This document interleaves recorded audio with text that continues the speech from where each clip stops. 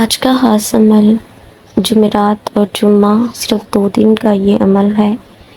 یہ اسپیشلی بے اولاد جوڑوں کے لیے ہے۔ آپ نے یہ خاص عمل جمعرات اور جمعہ کے دن ہی 2 دن ہی کرنا ہے۔ انشاءاللہ یہ عمل 2 دن کرنے سے ہی آپ کو اولاد جیسی نعمت کی بہت بڑی خوشخبری مل جائے گی۔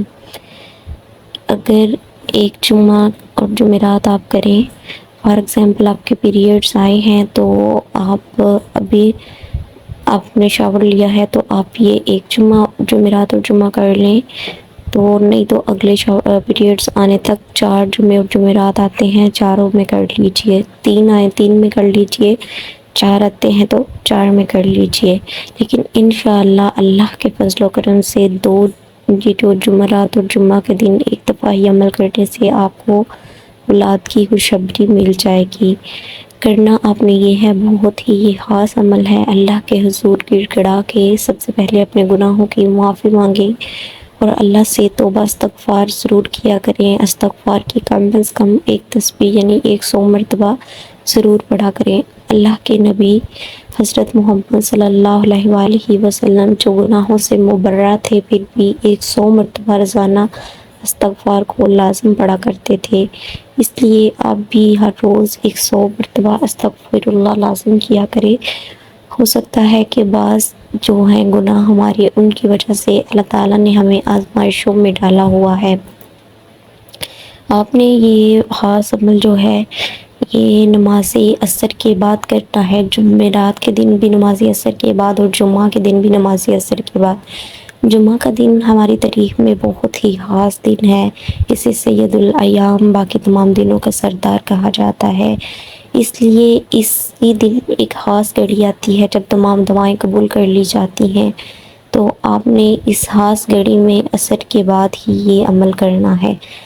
آپ نے یہ عمل تعوذ اور تسمیہ کے ساتھ شروع کرنا ہے۔ تعوذ اور تسمیہ کے ساتھ شروع کرنے کا مقصد یہ ہے کہ جب آپ اعوذ باللہ سے شروع کریں گے، شیطان آپ کے اس کام میں کوئی دخل اندازی نہیں کرے گا، شیطان دور بھاگ جائے گا۔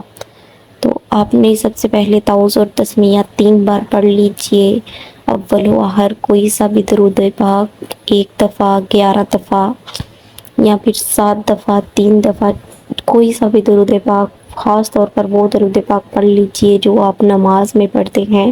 پہلے 3 دفعہ تعوذ اور تسمیہ پڑھیے، پھر درود پاک پڑھیے 3 دفعہ یا 7 دفعہ، جتنی دفعہ بھی آپ نے پڑھنا ہے۔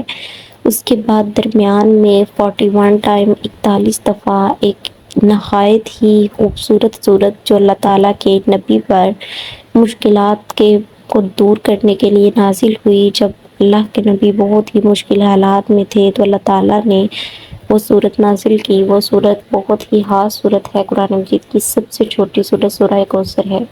تو آپ نے سورہ کوثر کو 41 مرتبہ پڑھنا ہے اور اللہ تعالیٰ کے حضور پھر لاسٹ پہ آپ نے درود پاک پڑھ لینا ہے اور پھر اللہ کے حضور رو کر گڑ گڑا کر اپنے گناہوں کی معافی مانگنی ہے اور اللہ تعالیٰ سے اپنی اولاد کے لیے دعا مانگنی ہے کہ اللہ مجھے صاحب اولاد کر دے، ٹھیک اسی طرح مجھے بھی اولاد کی خوشخبری دے دے جس طرح تو نے زکریا علیہ السلام کو بڑھاپے کی عمر میں بھی اولاد کی خوشخبری دے دی۔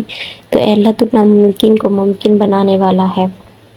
اسی طرح اللہ تعالیٰ سے روئیے، گڑ گڑائیے، گناہوں کی معافی مانگیے اور دعا مانگیے حضرت زکریا کے صدقے۔